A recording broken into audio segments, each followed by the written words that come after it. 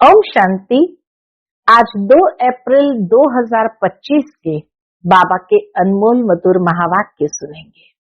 आज की मुरली में बाबा कहे, श्रीमद् भगवत गीता में ये बात कही हुई है कि आत्मा अपना ही मित्र है, अपना ही शत्रु है। तो अपना मित्र कैसे बनते हैं, अपना शत्रु कैसे बनता है, इस बात को बाबा ने स्पष्ट करते हुए कहा कि बच्चे, तुम जितना श्रीमत पर चलते रहेंगे, अर्थात आत्मा स्वयं का मित्र बनती है। और सच्ची मित्रता है बाप को याद कर पावन बनना और बाप से पूरा वर्षा लेना। इसको कहेंगे सच्ची मित्रता। यह मित्रता करना बाप ही हमें सिखलाते हैं।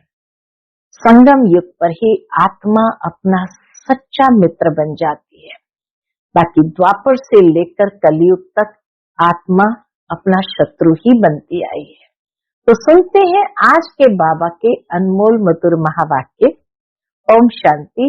मीठे बच्चे, इस पुरानी पतित दुनिया से तुम्हारा बेहद का वैराग्य चाहिए, क्योंकि तुम्हें पावन बनना है। तुम्हारी चढ़ती कला से सबका भला होता है। आज की मुरली से प्रश्न है, कहा जाता है आत्मा अपना ही शत्रु, अपना ही मित्र है। सच्ची मित्रता क्या है? उत्तर है, एक बाप की श्रीमत पर सदा चलते रहना, यही सच्ची मित्रता है। सच्ची मित्रता है एक बाप को याद कर पावन बनना और बाप से पूरा वर्षा लेना। ये मित्रता करने की युक्ति बाप ही बतलाते हैं। संगम युग पर ही आत्मा अपना मित्र बनती है। आज की मुरली से पहले गीत बजा है, तूने रात गवाई सो के, दिवस गवाया खा के। ओम शांति। यूं तो यह गीत है भक्ति मार्ग के। सारी दुनिया के जो गीत गाते हैं, वह शास्त्र पढ़ते हैं, तीर्थों पर जाते हैं, वह सब है भक्ति मार्ग।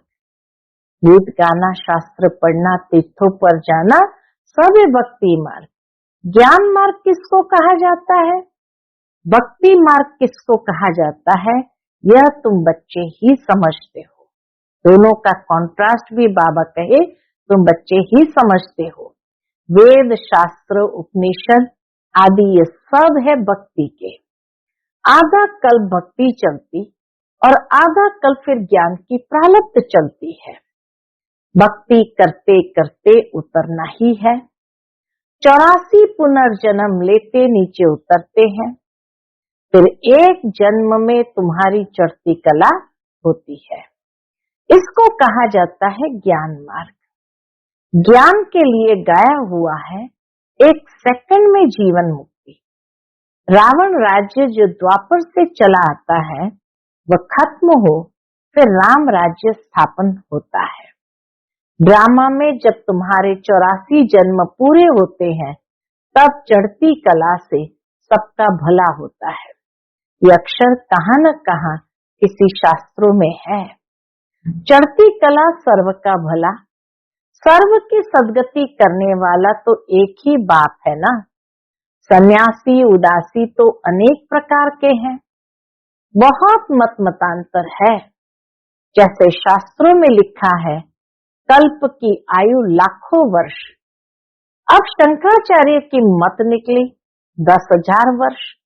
कल्प की आयु 10,000 वर्ष, तो कितना फर्क हो गया। कहाँ लाखों वर्ष, कहाँ 10,000 वर्ष।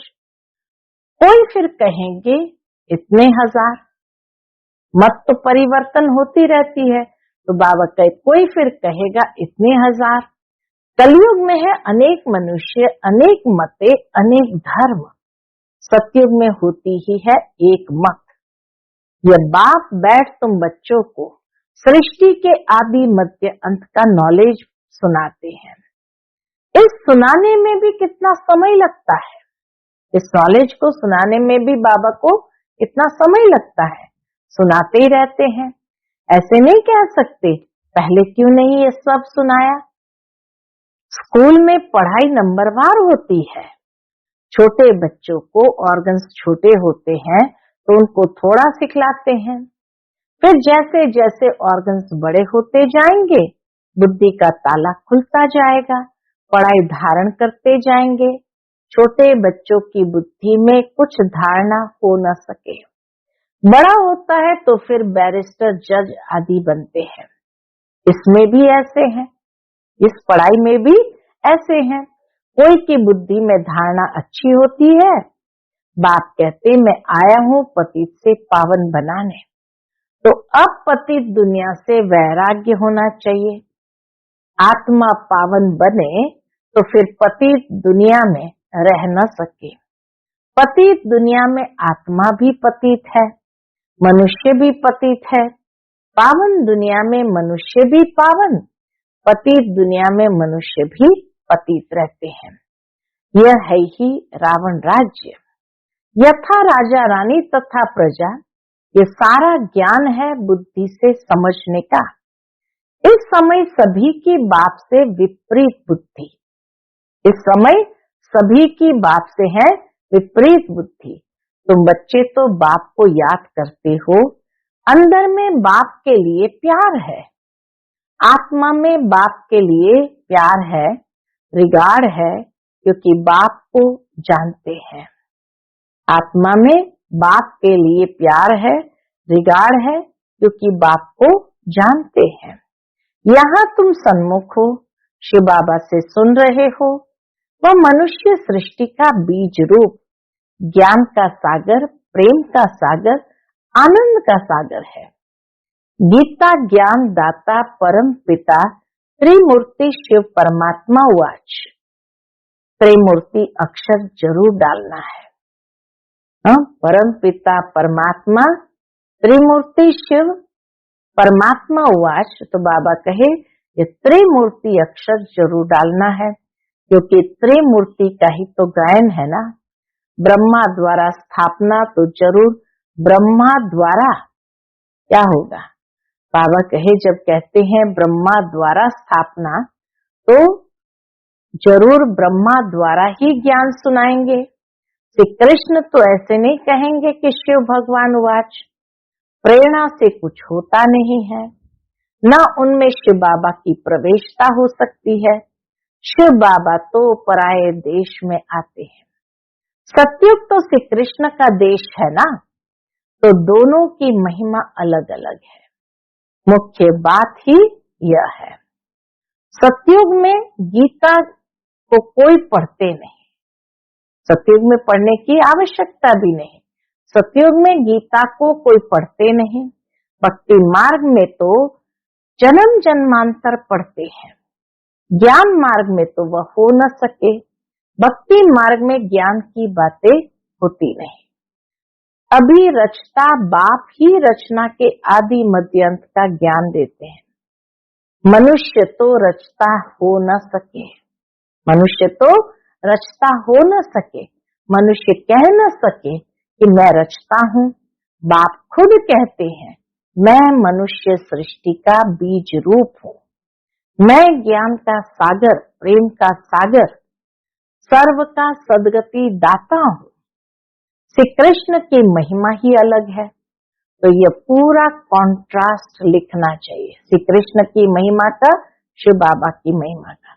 जो मनुष्य पढ़ने से झट समझ जाए कि गीता का ज्ञान दाता श्री कृष्ण नहीं है, इस बात को स्वीकार किया तो यह तुमने जीत पहनी।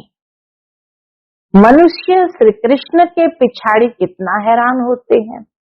जैसे शिव के भक्त शिव पर गला काट देने को तैयार हो जाते हैं, बस हमको शिव के पास जाना है, वैसे वह समझते हैं, अंदर समझते श्री कृष्ण के पास जाना है, परंतु श्री कृष्ण के पास तो जा न सके। श्री कृष्ण के पास बलि चढ़ने की बात ही नहीं होती, श्री कृष्ण पर बलि चढ़ने की बात ही नहीं होती है।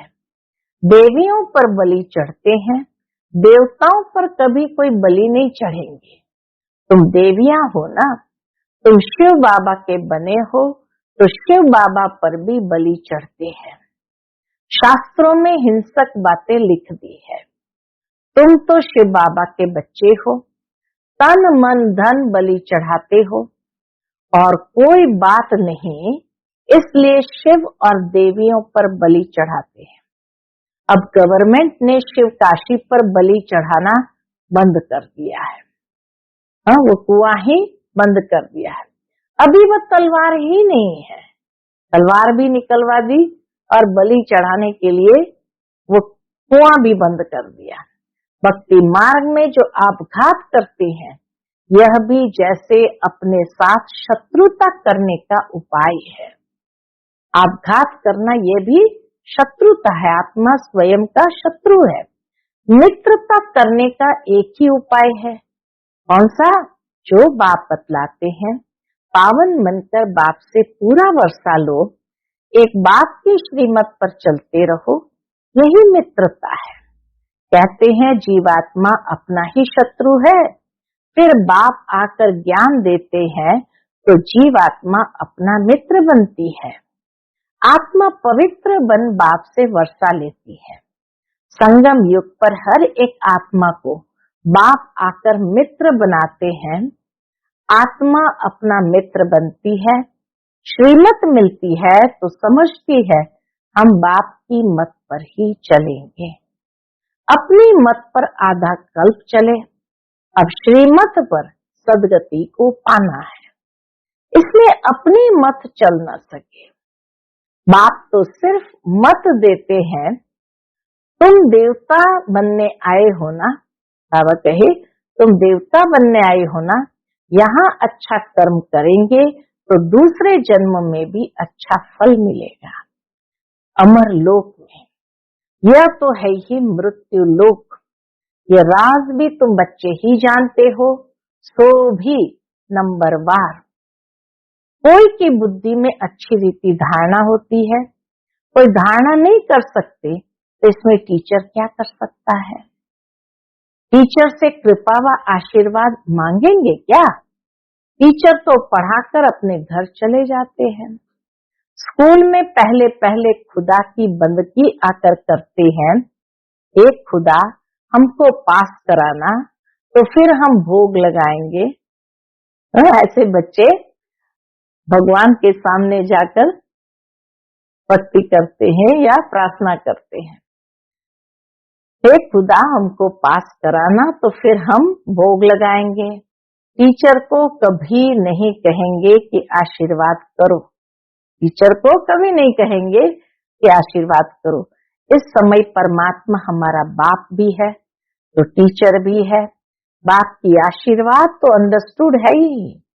बाप बच्चे को चाहते हैं, बच्चा आए हैं तो उनको धन दूं, तो ये आशीर्वाद हुआ ना।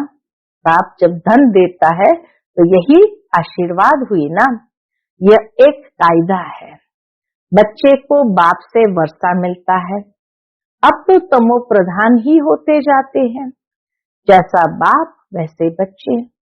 दिन प्रतिदिन हर चीज तमो प्रधान होती जाती है, तत्व भी तमो प्रधान ही होते जाते हैं। यह है ही दुख धाम। 40,000 वर्ष अभी और आयु हो तो क्या हाल हो जाएगा। मनुष्य की बुद्धि बिल्कुल ही तमो प्रधान हो गई है।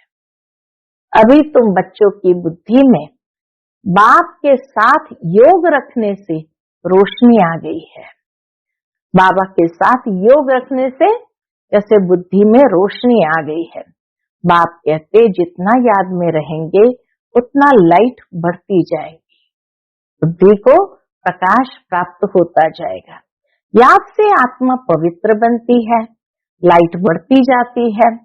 याद ही नहीं करेंगे तो लाइट मिलेगी नहीं। याद से लाइट वृद्धि को पाएंगे। याद नहीं किया और कोई विकर्म कर लिया तो लाइट कम हो जाएगी। तुम पुरुषार्थ करते हो सतो प्रधान बनने का, ये बड़ी समझने की बातें हैं। याद से ही तुम्हारी आत्मा पवित्र होती जाएगी।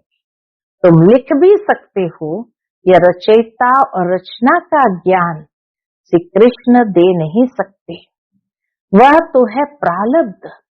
यह भी लिख देना चाहिए कि 84वें अंतिम जन्म में श्री कृष्ण की आत्मा फिर से ज्ञान ले रही है। फिर फर्स्ट नंबर में जाते हैं।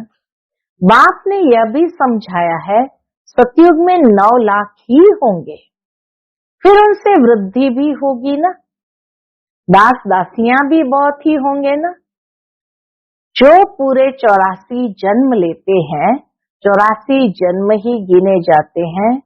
जो अच्छी रीति इम्तिहान पास करेंगे वह जो अच्छी रीति इम्तिहान पास करेंगे वह पहले पहले आएंगे। जितना देरी से जाएंगे तो मकान पुराना तो कहेंगे ना, नया मकान बनता है, फिर दिन प्रतिदिन आयु कम होती जाएगी। वहां तो सोने के महल बनते हैं, वह तो पुराने हो न सके। सोना तो सदैव चमकता ही होगा।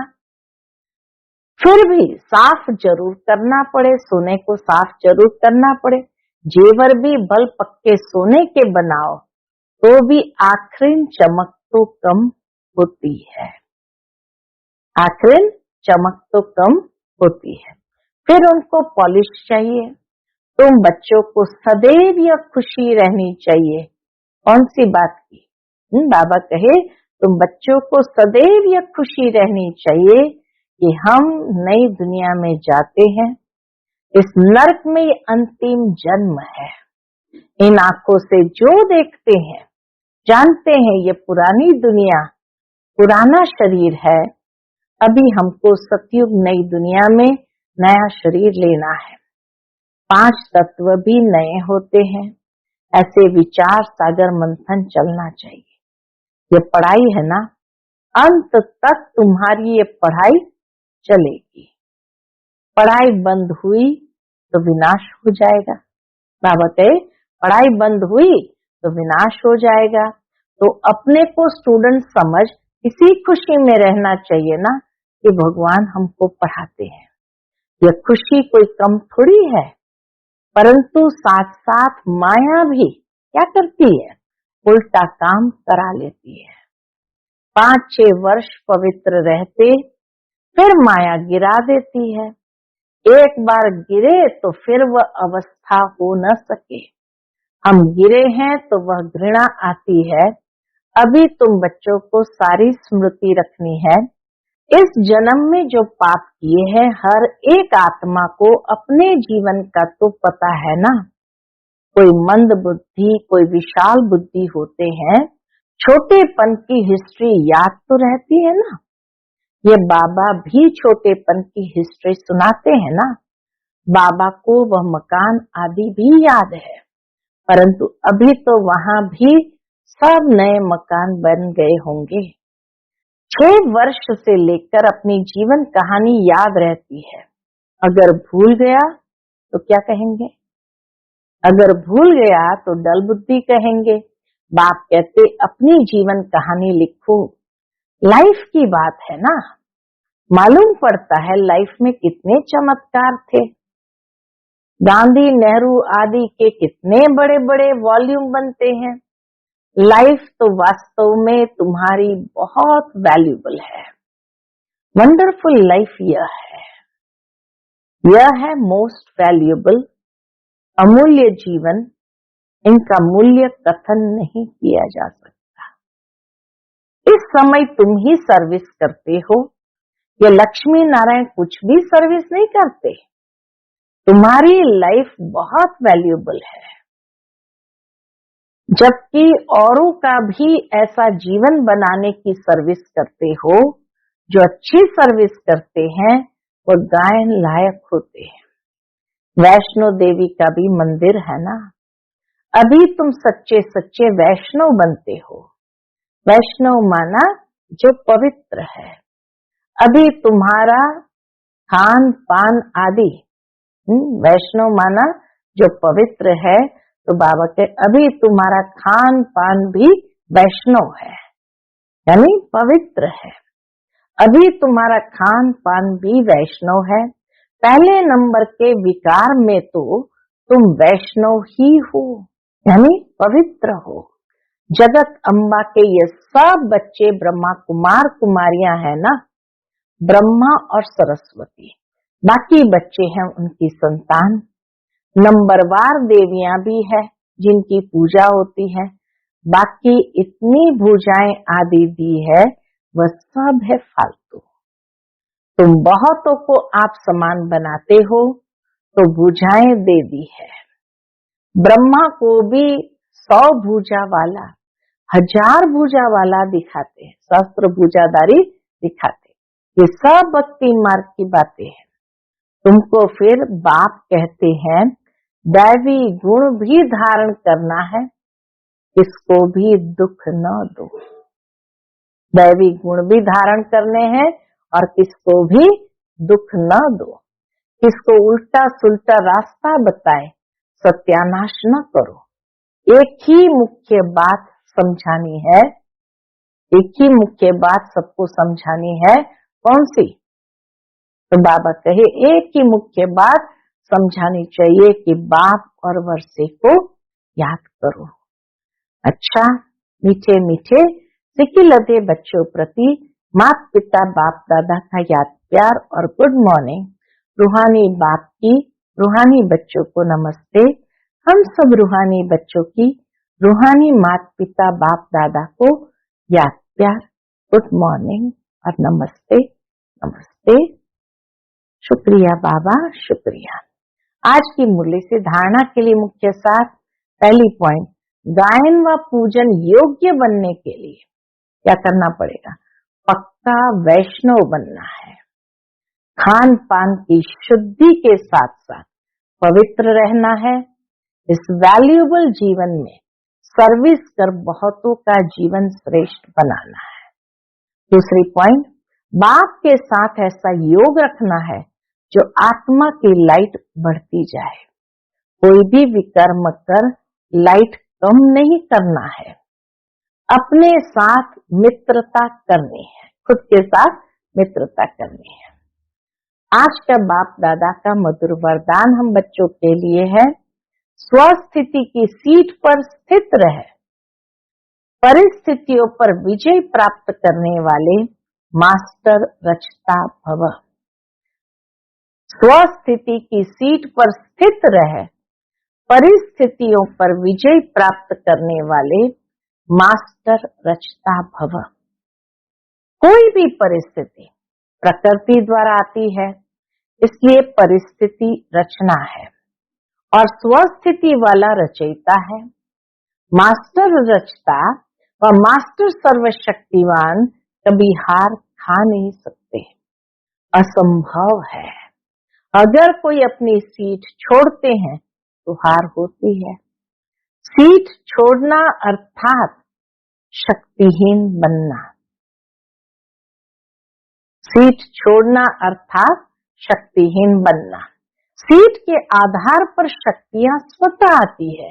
जो सीट से नीचे आ जाते उन्हें माया की धूल लग जाती है। बाप दादा के लाडले मर्जीवा जन्मधारी ब्राह्मण कभी देह अभिमान की मिट्टी में खेल नहीं सकते।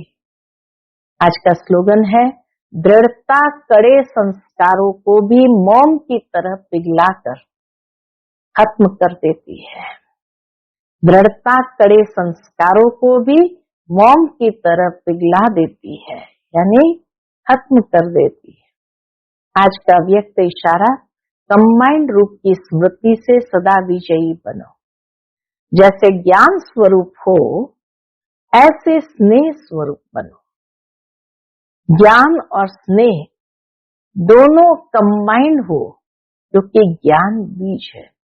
ज्ञान और स्नेह दोनों कंबाइंड हो, क्योंकि ज्ञान बीज है, पानी स्नेह है। अगर बीज को पानी नहीं मिलेगा तो भी फल नहीं निकलेगा, वो फल नहीं देगा। ज्ञान के साथ दिल का स्नेह है तो प्राप्ति का फल मिलेगा। अच्छा, ओम शांति।